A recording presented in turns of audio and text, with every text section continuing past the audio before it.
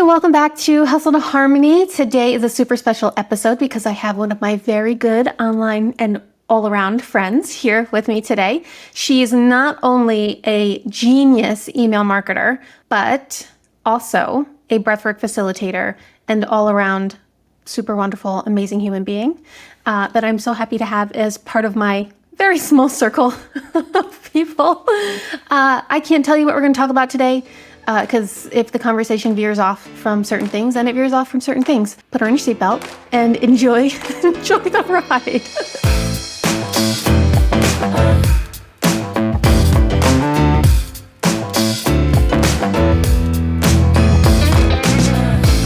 A little peek into the world of entrepreneurship. And yes, we're going to talk about burnout because we've both been there. And I know Mary's got a story for the ages to tell, and hopefully help other people kind of prevent getting to that point. So that way nobody has to experience it, right? So absolutely. Yeah. I don't know where you want to start, but you are welcome. This is your show. So grab the reins, girl. Well, thanks for having me. When you invited me, it's been a while since I've done a podcast, and I was like, yeah, soon, maybe some. And you were like, well, it kind of needs to be this week. And I was like, let's do it. Okay, sure.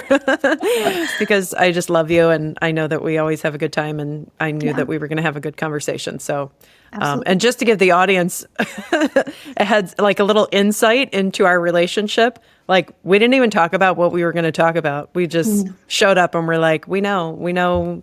We've know each other's stories so well, and but there's always new gold that comes out, right? So thanks for having me, and I'm excited for our chat. Yeah, absolutely. I know. We'll jump right into the burnout stuff first, since the name of the podcast, right? We'll stay on track a little bit.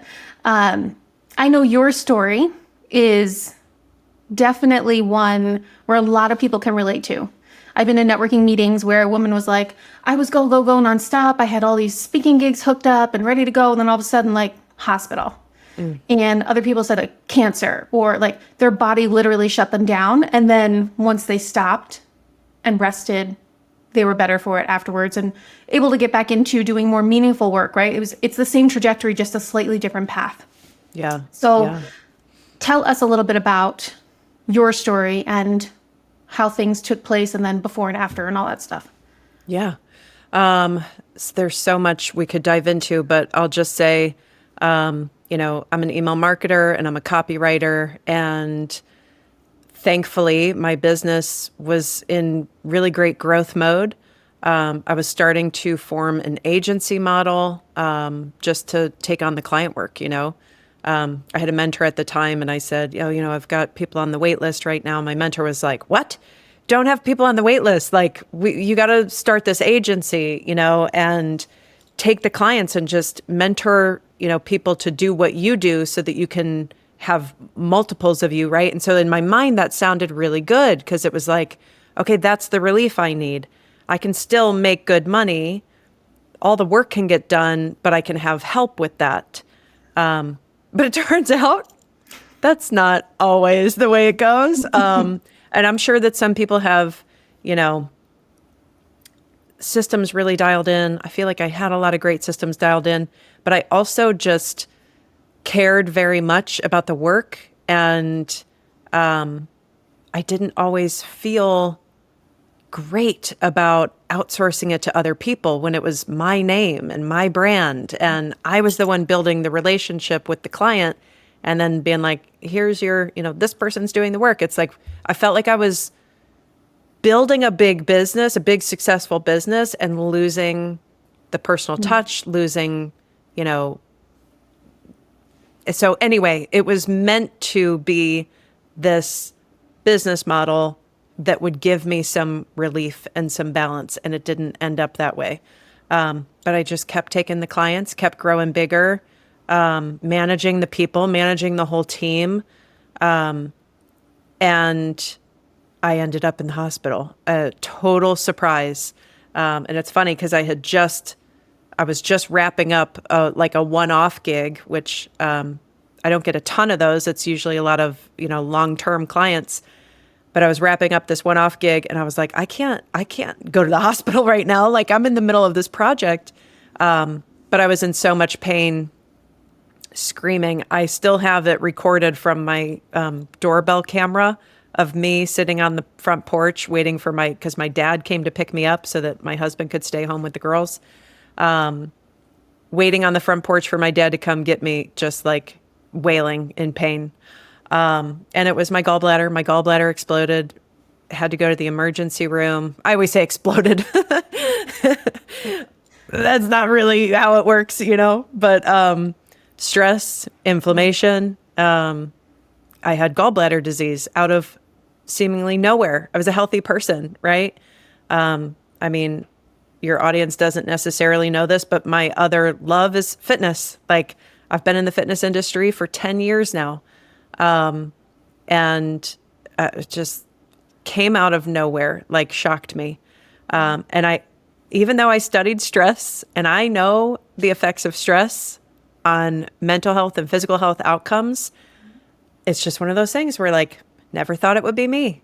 Yeah. And I think similar to you, I liked the hustle. I liked the drive. I liked the go, go, go.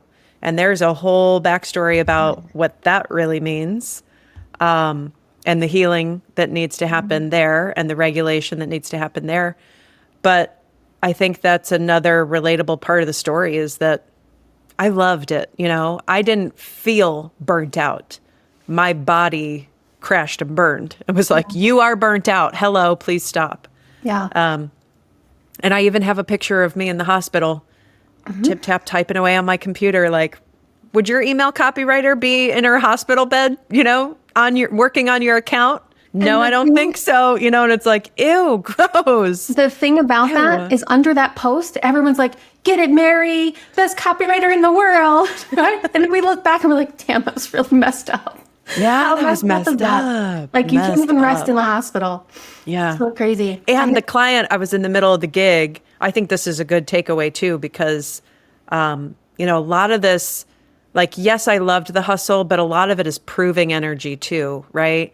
I'm in a very male-dominated industry, and a lot of them don't have the lifestyle I have. They don't have kids who they are, responsible for.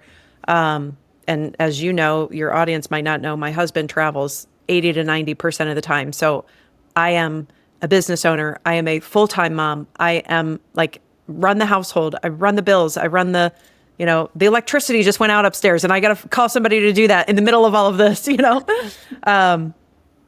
So I'm in this competitive industry where a lot of the guys I'm up against that we're competing for clients, right?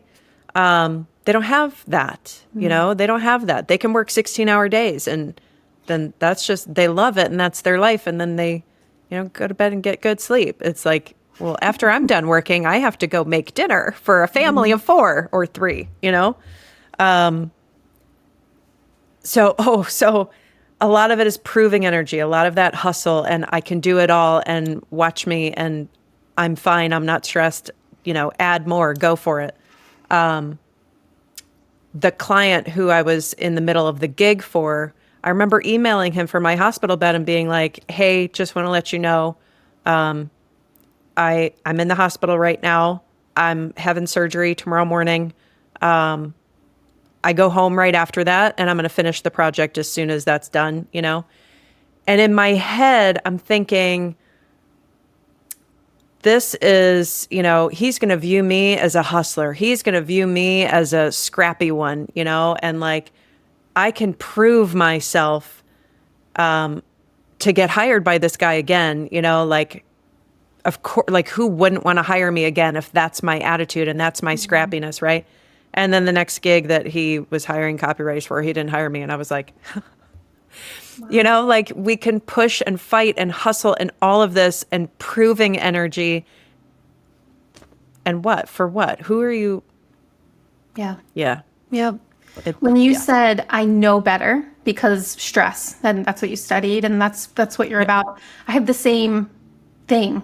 When I was, not only as an entrepreneur, it happened, right? But even before that, in my 9 to 5, I'm a social worker. I was in the social work field and I was getting to the point every Sunday, I would feel really nauseous. And then I would have fever, I would have chills, and I'd have to call out on Monday. And then it started Saturday, and then it started Friday. And I didn't put two and two together that it was the job until my husband was like, babe, you know you get sick every weekend, right? And I was like, oh, stress response. Oh, is that what that is? Oh my goodness, I think I'm getting physically ill thinking about going to work. Not because I didn't love the work. I loved the work. But there was the aspect of the hustle, the grind. Are you going to be out all night? What are you going to see? What's going, you know what I mean? And that it was all put very physical reactions to your body. That's why people that are hustling all the time and they're super stressed out, like they look sick.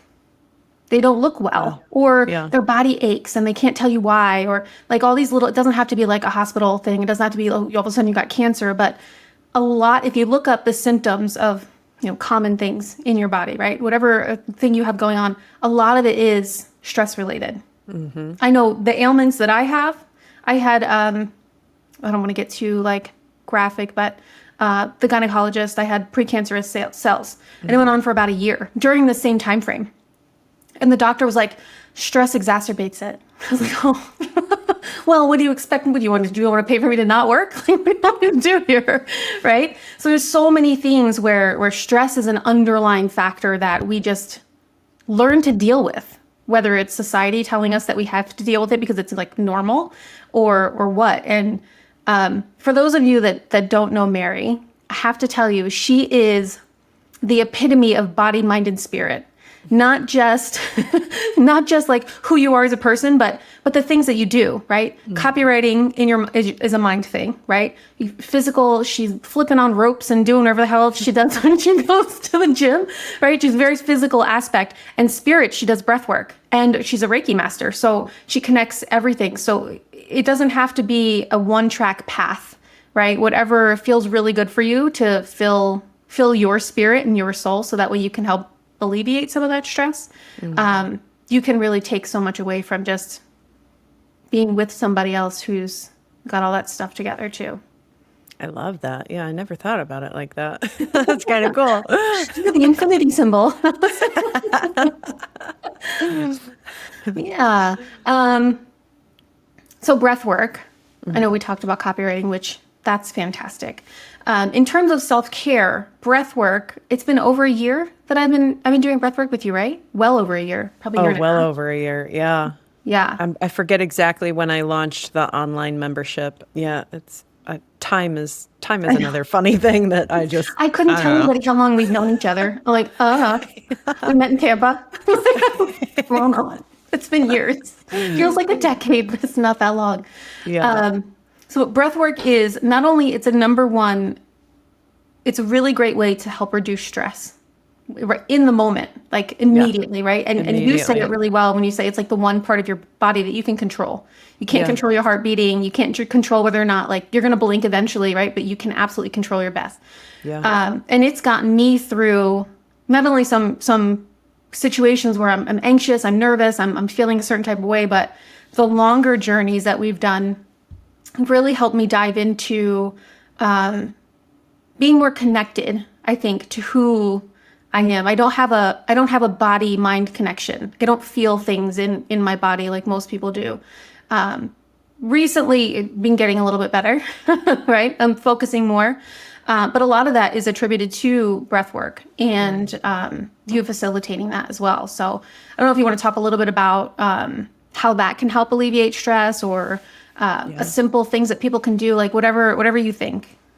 Yeah, that's awesome.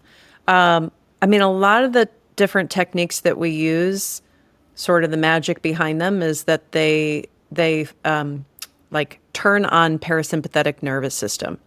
So sympathetic nervous system, fight or flight mode, which as entrepreneurs, as leaders, as moms, as just busy hustling people in the middle of hustle culture, even if you have a job, like we just have taken on so much. I mean, I think about my friends whose kids play baseball, like baseball, they play like 6 games a weekend. Mm-hmm. Yeah. I'm like, what? Anyway, just our culture in general has become so much do more. Not much rest time, not much relaxing time, which then is a whole thing of like taking away from family center time, you know? So we spend a lot of time in fight or flight. We spend a lot of time, I mean, I say not breathing. Of course you're breathing. It's an involuntary process in your body that keeps you alive. But I often tell people, like, when you're stressed out, just pause a minute and notice the breath and notice the belly. And I know you said this recently. That's where I hold it too. And a lot of people do. Like when you're in this tense moment, what are you doing with the breath? A lot of us are holding the breath, or we're breathing very shallow, or opposite, we could be breathing very quickly. We could be not getting full expansion of the breath, which means that we're not getting enough oxygen. Just all kinds of things. And so we are walking around a lot of the time in parasympathetic or in sympathetic nervous system, fight or flight mode. And that's not good. That's not good for our bodies. It's not good for our minds. It's not good for our health. And so a lot of the techniques that we use, that's part of the magic, is that they kick on parasympathetic nervous system, which is rest and digest, right? And the body, like if you think about digestion, is a process in the body. And in order for the body to like work on healing other things, it has to digest your food, right? This is why people go on fasts, because if the body is always digesting something, then it can't work on healing other stuff, right? Or I think about the same thing with the breath. Like if we are constantly in sympathetic nervous system, we don't even get the chance to have that rest and digest, an opportunity for the body to start working on other things going on in the body, right? Hence the exploding gallbladder, right? And yeah, so that's a lot of the magic of it. Now, the longer breathwork journey we do, and I call it different things depending on where I'm teaching it. We call it transcendent breathwork at one place. We call it a breathwork journey at another place.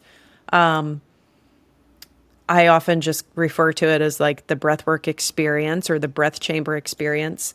That one, there's a lot going on there. Like we are starting with a stress response. We are taking on a lot more oxygen than we are used to. We're alkalizing the blood in the body. And then we're kicking into parasympathetic nervous system, rest and digest. We get this nice calm sensation and this calm feeling. There's been little research, but the research that has been done shows that DMT gets released into the body during this. And so that's why people have, you know, hallucinations or visuals. Some of it is auditory for some people. I get a lot of people who, like you said, the mind-body connection. I get a lot of people who can solve problems that they've been having. It's like we get into subconscious states. We get into theta brainwave states. And so all of these problems that we create and all this stress that we create in the conscious state of mind can get resolved when we get into the subconscious brain. And the subconscious mind. So people get clarity on things. They can actually get visuals of their future life. And I have people come out and they're like, oh my gosh, I have to do this thing. I didn't even know that that was there, but I have to do this thing because I saw it and it filled my heart. And I'm like, whoa, that's so cool. I have people who connect with people on the other side. That's like, I guess, you can think of that you could phrase that different ways, right? They connect with friends and family who have passed. I have people who, instead of going to the future, they end up going to the past and they relive something and see it in a more beautiful way, or can almost see it from the other person's perspective. Like there's one in particular I'm thinking of where, this woman, one of my clients, actually saw her mother pass away, And it's always been a very traumatic memory for her. And she relived that moment in one of our breathwork experiences, but saw it from her mother's side. And it was very peaceful and very good and very freeing.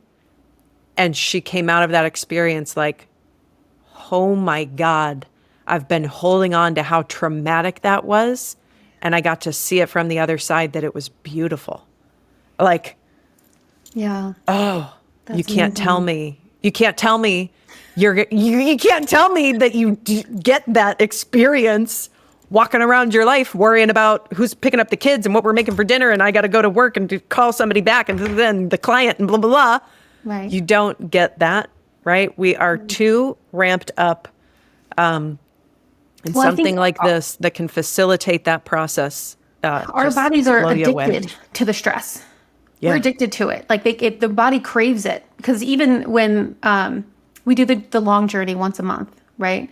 So I think it was about 3 months had gone by and I'm like, I don't have time for that. I'm not going to do it. And you called me out on it. And I was like, yeah, my body is resisting. Like, it's resisting the change. Maybe I have to tell it who's in charge again and jump back into it because like there's so much that happens and it's so beautiful afterwards that the old part of you, you're still you, but the old part of you just starts to die off. That's not serving you. And it's just like, I'm going to make a reference to something that maybe not a lot of people know, and hopefully it's understandable. We have sugar cravings because there's bacteria in our stomachs that when they start to die off, they live on sugar. So it sends a signal to your brain like, hey, give us sugar, right? Yeah. It's the same thing that's going on with your ego when you're making any type of change, whether you're in therapy, whether you're going through addiction challenges or whatever, like the ego is sending signals saying, we can't do this right now. It's scary. There's something terrible on the other side when really it's not. And when you commit to and continue to do these things to grow and expand, like your world changes. You become a different person. You're the same person, but you show up differently, I think is the best way to say it, right? That is the coolest analogy ever because it is like the bacteria is trying to save its life. Yeah. The ego is trying to save its life, right? Yeah. Oh, that's a great analogy. Cool. And it makes me laugh because like you were avoiding coming. I have some people who come and fall asleep and they know, and they're like, I don't know why I keep falling asleep. And I'm like, you are resisting it. Like, because if you're not resisting it, you know, it's Yeah. impossible to fall asleep Active. during that. Yeah.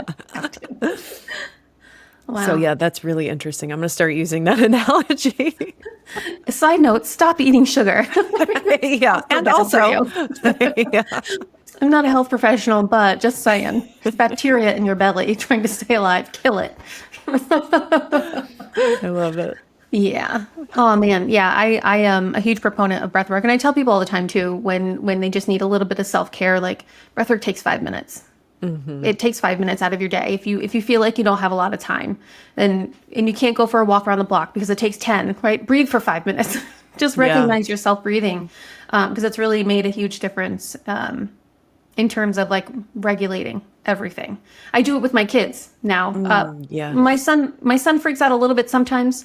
Not often. My daughter is like over the top.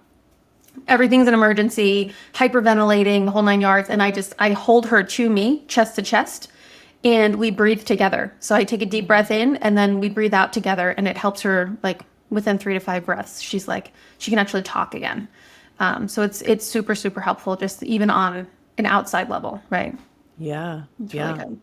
Yeah. For young kids, I always like box breathing is super simple for them, especially if you've got kids who can count and they know their shapes, you know, like, and sometimes they like to draw it while they're doing it, you know.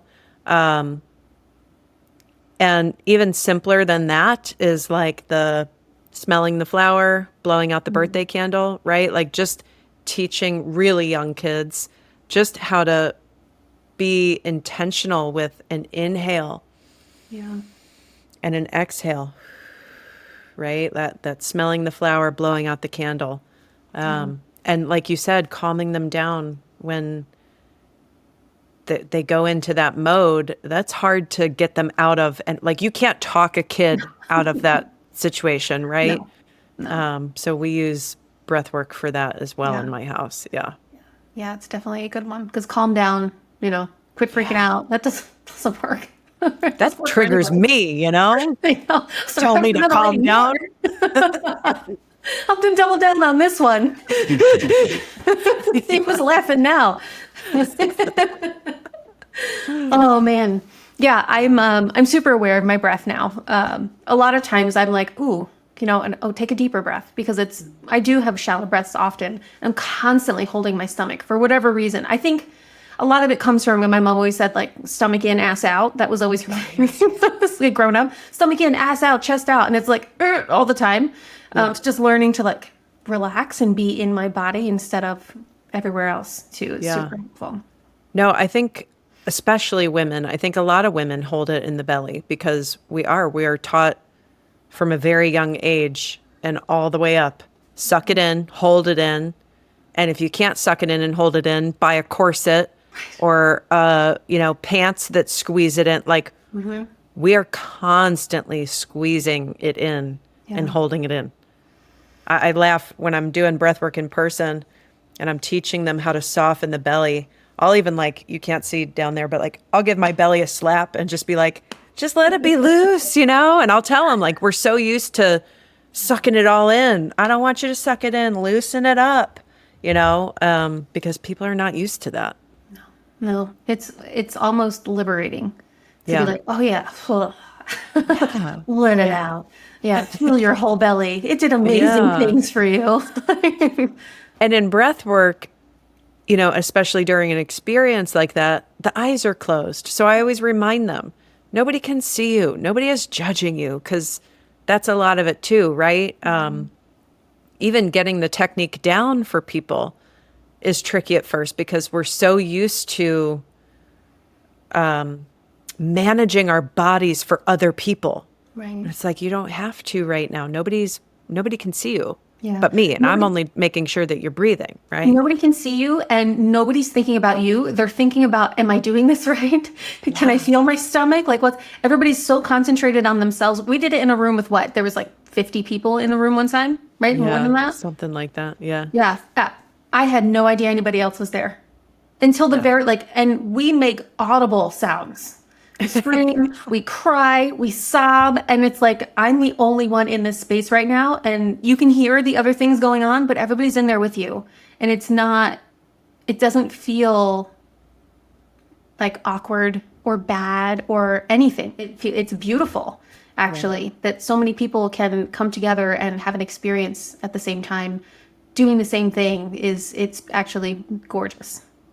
So that is the perfect setup for what I call my people. I call them rhythm riders. And that's the whole thing is I feel like we're, when you go on a ride, like a roller coaster, you're not thinking about anybody else on that roller coaster while it's going. You're gripping on and holding on and screaming and having the time of your life and oh my gosh. So it's very personal to you while you're on the ride, but then you get off the ride. And what's the first thing you do? You talk about it. Oh, that first hill and that first turn. And when we went upside down. Oh, yeah. When we went upside down. Da, da, da. So it's something that we all went through on our own. But then at the end, it's this thing that we all did together. And we're wow, I'm so proud of me. But wow, I'm so proud of all of us. That was so cool that we just did that. Mm-hmm. And so that's why I call my people who do breath work with me the rhythm riders, because it's a ride, man. It's a ride. It sure is. It sure is. But a good one. I don't do roller coasters. I do breath work. There you go. Don't ask me to go on a roller coaster. That's funny. Actually, I just noticed, was it Wednesday? My husband took us to a baseball game. And he gets bleacher seat way up in the ceiling seats because the kids are not going to sit there for very long. So why spend so much money on seats when you're not going to be in for that often? And he knows I'm terrified of heights. I'm not a fan. And the roof was closed, so there's a catwalk way up top. And he was like, hey, babe, would you walk on that for $1 million? And I started to look up and I didn't even get all the way up. And I felt an electric shock from my root chakra to my heart chakra. And I was like, nope. Sir, not going to happen. I felt something inside of me for the first time ever that said, no effing way. What's going on? Gosh, that And was he's so like, okay. cool. So I couldn't even look up. Like it was, but my body, normally I wouldn't have felt something like that. But my body was like, that's terrifying. Absolute danger. Don't That is do so it. cool. Yes. And, love that. and I felt anger before, which was like, I was so mad. I'm not going to go over the whole thing that happened, but traffic. And I felt it, it ran up my left arm, across my shoulders and down my right arm. And I was so pissed and I'm like charged up and I feel it more and I'm getting more charged up. And I was like, oh my God, this is so cool. I was like, wait a minute, I'm angry, but this is amazing. I feel anger. No wonder people get addicted to it. I was like in this middle of this weird like dichotomy of anger, happy, anger, happy. And eventually I was just like, I'm going to love that I'm feeling something inside of me and then start recognizing when I'm happy and how that feels as well. It was pretty cool. Still mad at the lady, but I definitely, the experience became happy because I actually felt what that felt like. And I was like, is this what other people feel when someone's like, where do you feel it in your body? Is this what people experience? Like, is it like a tingly electric charge or like, I don't know. It was cool.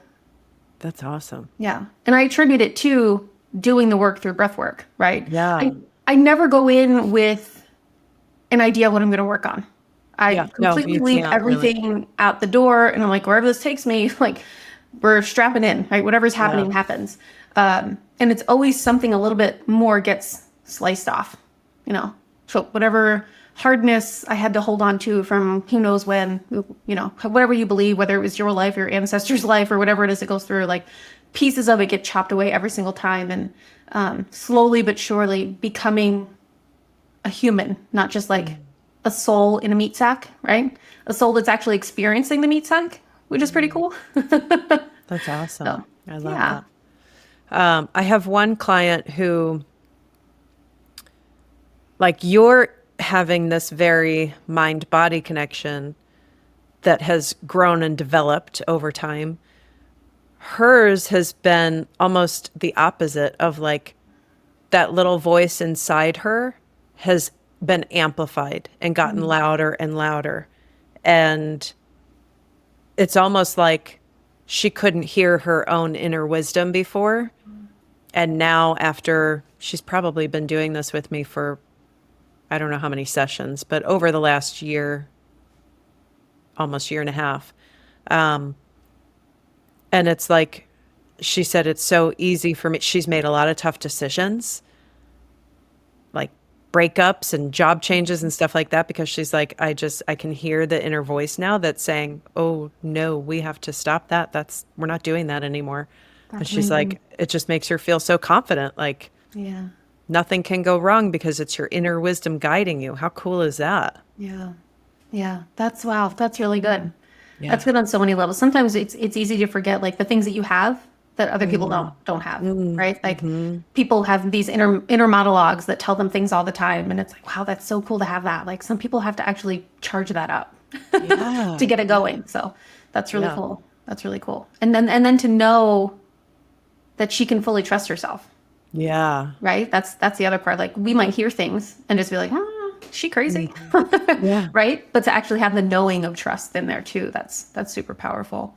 You know, like I said, I studied stress. That was my my PhD. The stress process model, which is a social psychological, theory and model that says that you've got stressors over here and outcomes over here. And the more stressors there are, the worse the outcomes, right? So like if we're looking at mental health or physical health outcomes, it's like the higher the stress, the worse off those outcomes are going to be. But there's buffers in the middle that can change that relationship. Social support being one, right? Breath work being another. Other things too, like self-esteem. And, like I said, it's a social psychological model. So we got to fit all that in there. But I would put breath work as a buffer too, because the stressors can be high, but we can keep the outcomes from showing, right? We can keep the health in check, the mental health, the physical health, all that, if we're doing something like breath work. So it can buffer that relationship. It should be, the outcomes should go up because stress is up. Yeah. But if we're using a tool like this, it can buffer that relationship and bring it back down. Which, especially after having a hospital stay and a very expensive surgery, you better believe like I have to use that tool now. It's there. So Yeah. that's really important especially for people. And I just want to make it super clear. Like I said, I didn't have any signs that I had a health problem, right? And I loved the hustle. So even if you are loving it, even if you love the stress, and even if you think you're healthy, our bodies can only sustain that so long. Yeah. And sometimes it's like we need a reality check, right? And we need to hear stories like this, because if I had heard stories like this, I might have started questioning whether I really loved the hustle or I just was, like you said, addicted or trying to prove something. So even if you're in that space where you love the hustle and you're firing on all cylinders all the time and you never take a break and you never rest and you never da da da, please slow down. Please breathe. Please pause. Please break before it happens. We forget too, when we're in that hustle, that there's other parts of life, right? So we're work, work, work, work, work. When I was working so much as a copywriter, I wasn't exercising. I wasn't eating right. I would just grab snacks at my desk, like a whole cup, like a pot of coffee throughout the day, right? Not drinking enough water. Definitely not having any kind of social relationships whatsoever, let alone even with my family. So all these other aspects that could be those buffers for that stress are completely forgotten about because we're in this quote unquote growth mode, the hustle culture, do all these other things.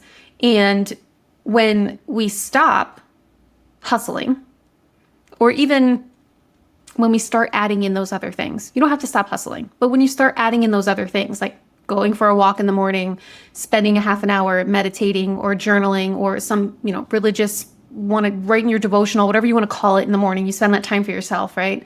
Or you're making sure that you're having intentional time with your family and your friends, or whatever it is that you're doing, that's adding to you as a human and those buffers for stress.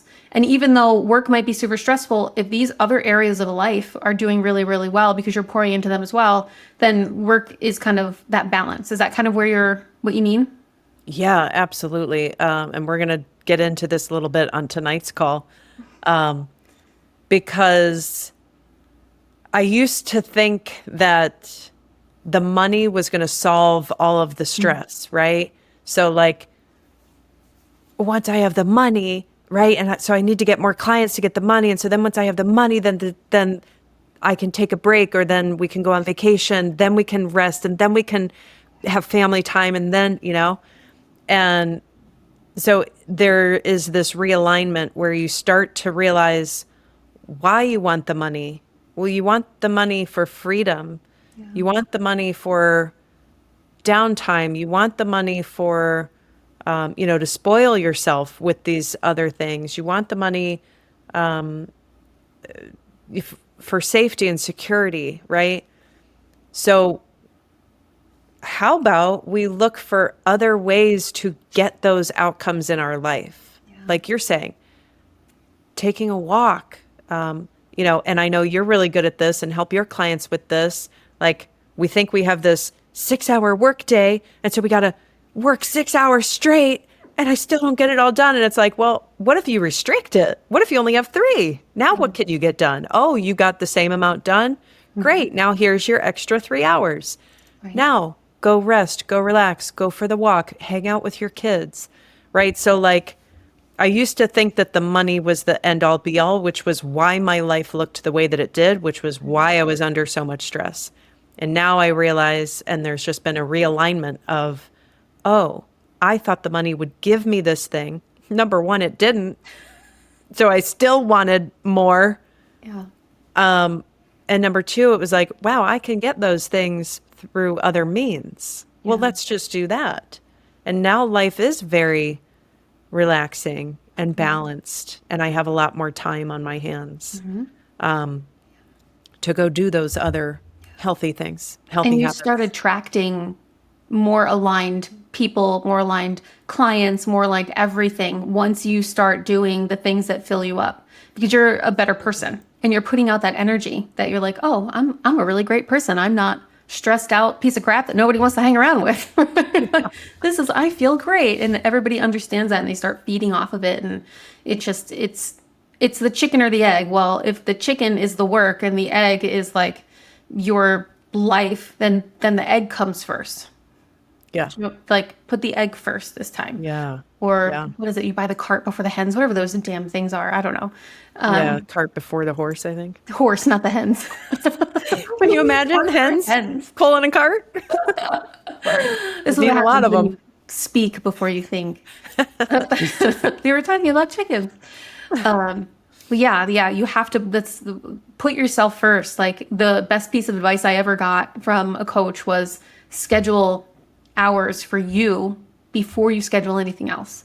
Like, oh, yeah, do that. Like without me, this is nothing. Yeah. Yeah. None of this exists without me. So I'm first.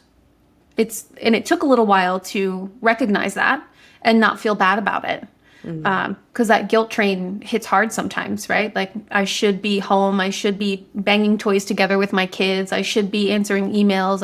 Whatever it is. But no, you should be taking care of yourself.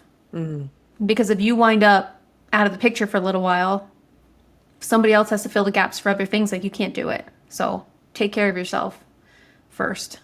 Yeah. Yeah. That was the huge wake up call for me too, because it was like, aren't I doing all of this for them? Yeah. Well, now I just ended up in the hospital and having surgery. What if what if it was worse? What if I was hospitalized longer? Or what if I died? So I did all of that for them, but yet I'm going to take their mother from them? Yeah. No. Yeah. That's a misalignment with what I value and what I want. Right. Yeah, so that was a huge wake up call. Yep. And for those of you that are wanting a better relationship with your kids, your family, your friends, you're in that spot already then of taking yourself from them because you're not caring for yourself, right? You're not putting yourself first. So even if it's just work all the time and, oh, I got this or I got that or I got these client things and your friends start to fall off, like you've already become that person where you've now removed yourself from that relationship. And if you wanted better relationships, then we have to start doing things a little bit differently on the opposite spectrum. Yeah. Right? Yeah. Build those relationships. That's why values are so important, right? We can't have, we can, but goals without having them linked to our values are useless because they're just going to get us down a path that doesn't fit with who we are. And we're going to wind up miserable and burnt out and whatever else it is. So once we start linking our goals to our values, it becomes super clear on, oh, this is what I do first, right? I value my family. I value my relationships. These are the people that I need to take care of first. And then the other stuff comes into play. Absolutely. Tell me your favorite entrepreneur story. Just give me something where you're like, oh yeah. I think a lot of it has just been this trust that has been built up. And I say with the universe, right? I'm always inclusive when I talk to people in my community. It's like, this could be your higher self. This could be God for you. This could be the universe. This could be, Mother Earth, whatever it is for you, that language, we're talking about this deeper connection and this more aligned connection, right? And so for me, a lot of what's unfolded in the last few years has been this deeper connection and trust built where I made a pact with the universe and I said, universe, why don't you stick to what you're really good at and I'll stick to what I'm really good at, okay? So my job is to take care of my health and your job is to provide for me financially. So I'm not going to worry about where the money's coming from. That's your focus and your job. You stay in that lane. I'm going to focus on not worry about, but I'm going to focus on taking care of my health, making sure I'm exercising and eating right. I take a lot of supplements, so making sure all that is good. The breath work, the exercise, everything. So like, I'm going to focus on that. You pay me. So basically that's my job, is to take care of my health. And then recently in December, well, I guess, oh my gosh, it's already August. Yeah. So back in December, when I was thinking about the new year, I was like, okay, I'm going to continue with that another year, that pact that I made. I'm also going to include my family. So now my job is to take care of my health and really nurture my relationships with my kids and with my husband. Those are my jobs. And the universe, you pay me. You find a way to get me money. That's it. That's not my job. That's not my stress. That's your stress. You're good at that. You focus on that. And I have found that it works. It sounds woo-woo. It sounds crazy. It sounds magical. It sounds made up. But when I tell you, like, I just lost one of my biggest clients, half my income gone. But that client was such an ill fit for me. You heard me talk about it. Very corporate, like even corporate language, which I was never in corporate. So and there was a reason for that. I don't want to be in corporate. It was very corporate. It was very micromanaging. It was very misaligned for a lot of reasons. But that financial hit hurt, right? Well, it should have hurt, but I had this trust. I was like, wonderful. That is gone. I no longer have the stress of that client. Universe, I'm over here taking care of my health. I'm holding up my end of the pact. Kick in. Time to do your thing. And within a couple of weeks, somebody reached out to me and was like, based off of a social media post I made, which you see my social media, like I don't market myself a ton for email marketing and copywriting. I really don't. But I made one little one-liner about copywriting. And somebody reached out and they were like, hey, my client needs to, offboard the email stuff. Let's have a call. And I was like, okay.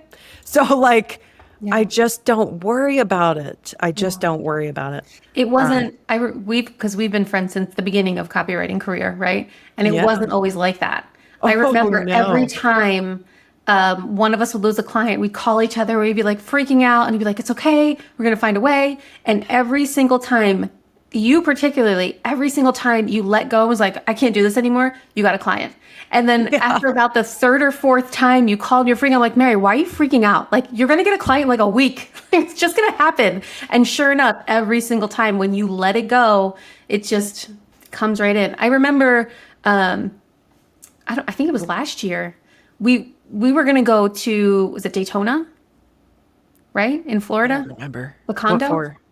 Just to hang out? Oh, yeah. Yeah. And I was like, oh, I can't go, like, blah, blah, blah. And you're like, well, I'm going to go anyway. And you had just lost a big client. And you're like, screw it. Like, I need time to just rest and relax and, kind of feel into what's going on. And sure enough, you got a phone call or an email, whatever. What do we get now? From somebody who wanted to hook you up with a client in that location in Florida. Yeah. Like, it's bonkers to me how things happen. Yeah. So crazy. So crazy. So wild. And that's exactly, and I feel like that's a good one when you say an entrepreneur story that sticks out to you. Like, that's a good one. See, I forget about them. Because like I said, this relationship that I have with the universe that trust had to build up. And so it was a lot of resistance and me pushing and fighting to get the clients, me trying to fight for the money. And as soon as I'd be like, I just can't do anything. I just can't. I'm done. And then would come in. Yeah. The universe would be like, oh, hello, you can't? Oh, okay, I got you.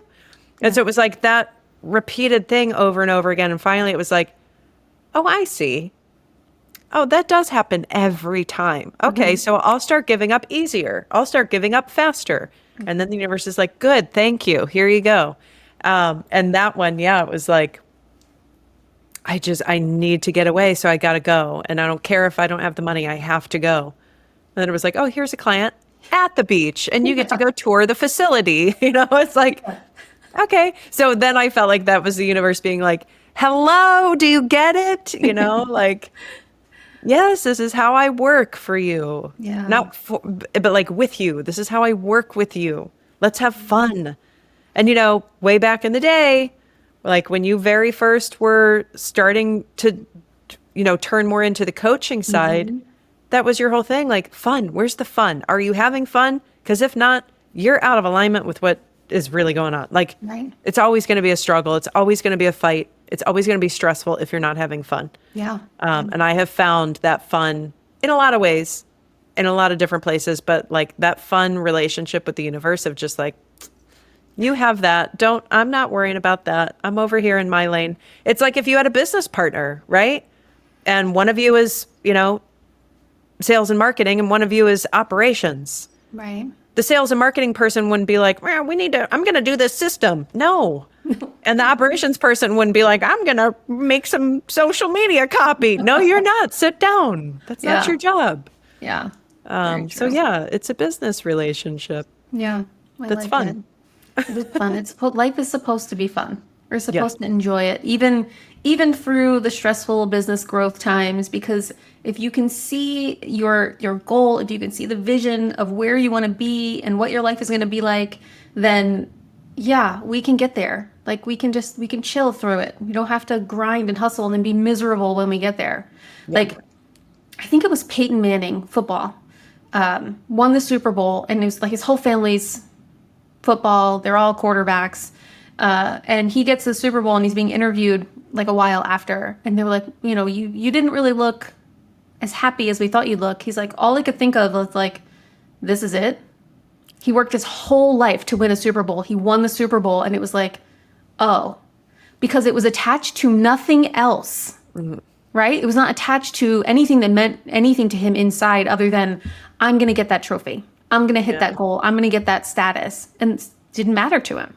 Yeah. You know, he's a philanthropist now and loves life, right? Does all types of things with tons of money, does, you know, whatever he wants, but gives back in ways to people he sees on the street, not just, you know, for whatever. So, yeah, we have to attach whatever it is we're working towards on the outside to what means something to us on the inside as well, and enjoy the process. Yeah, for enjoy sure. the process, please. You know, have fun hustling. Like, it's not for me, but like do something for yourself along the way, right? Like, enjoy it. Don't just go crazy. You know, I know plenty of girls here in this area, and they are out at networking meetings 3 times a week. They're constantly like working 9 to 5 in their business, but like as a 9 to 5, like head down, grinding. They still take time off. They'll take a day a week and go to the spa or have lunch with their friends. Like they hustle hard, which is why I'm not really in the group too much. Man, is that what this is? Like, no, I'm just gonna stay home. I have a pool here, thanks. But yeah, they also play hard, right? You have to have one and the other. You have to have them both. Yeah, unless we'll crash and burn. And also just rest time. Yeah. Because I'm also a very social person and, you know, but like sometimes I overbook that stuff too. And so it's like I'm working and then we got the things that we have to do in the evenings. And then I'm going to the concert on Friday. And so sometimes it's like I need a whole weekend where we have nowhere to be and nobody to answer to and nothing to do. And let's just play in the pools in the driveway. You know, we got the plastic pools. That's awesome. It's like, let's just do that and not have a timeline. I'm opposite. We do nothing, and then every once in a while I'm like, we should probably do something. Go somewhere. Get the kids out of the house for a little bit, aside from like the neighborhood. Yeah. They're in my calendar. I was like, what are you doing this weekend? I'm like, fucking nothing. I'll do anything on the weekend. I enjoy my weekend. The kids are not in sports yet. Like, we don't have to drive everywhere. Like I did that with the older boys, and it's a lot of socialing. So, it's crazy.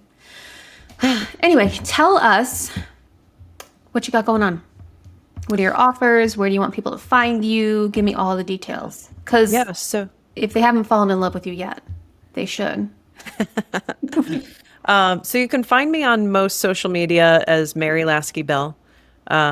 Instagram, Facebook, TikTok. I'm not super active on TikTok, but we can connect there too. I always just say, if you connect with me, shoot me a DM too, because I don't always see, I get a lot of friend requests and follows, and I at some point I got tagged in something on a famous person's Instagram, and then I got a lot of bots and stuff from that. So shoot me a DM, say, hey, I heard you on Johanna's podcast, just so that I know that you're like a real person that actually knows, wants to connect. Social media. And then if you want to visit my website, it's thebreathchamber.com. I do in person, I do virtual. We have a membership. It's a low cost membership, $47 a month right now. And we meet every single week to just take a short little pause, a short little timeout, connecting with other people who are also stressed and busy. And then we breathe together. We find a technique and a theme that matches the vibe of the week. Then we do that technique for like 5 to 10 minutes. And then at the end, everybody's always like super calm and smiling. And we're like, okay, let's go have a good rest of our week. See you next week. So that's a super cool place to be. I really like hanging out with my members there, the Rhythm Riders. And then mentorship. I also certify people in breathwork. So if it's something that you want to share with other people, I have 2 mentorship programs. They're both 8 weeks. If you do them virtually, I'm starting to offer them here locally in person, and may also do some retreats in the future where you can get certified. So yeah, if you want to be a facilitator, start a business of your own, let me know. Yeah. That's another thing that we can do together. Yeah, that's a good addition to a coaching business as well. If you're going to do retreats and stuff, so be able to add that in, because that's super powerful. Even if Absolutely. even if you're, and if it's aligned, like I would not be a breathwork facilitator. It is not in alignment with who I am. right? I'd be like, you are not breathing right. It's just not my, just not. If it's in alignment with who you are and you're a coach, right? Starting off a coaching session with 5 minutes of breath work would probably, I would say 9 times out of 10, make the session go a million times better. So that's really good. That's a really good thing too. If there's any coaches listening, just recognize that it's an amazing tool to have. It's like NLP, but natural. Yeah, absolutely. Yeah. Very cool. Any last thoughts, words, anything you want to say? We're good. But yeah, if people want to ask questions or continue the conversation, connect with me. Let's talk. Yeah, she's a real person, not many chat, so she'll actually respond to you, not a robot. I don't even know how to set that stuff up. We're real people over here, not robots. Yeah, so very cool. Well, thank you so much for taking the time out, because I know this week was a stretch for you, but I appreciate it. Thanks so much for having me. Wouldn't have missed it. You're the best.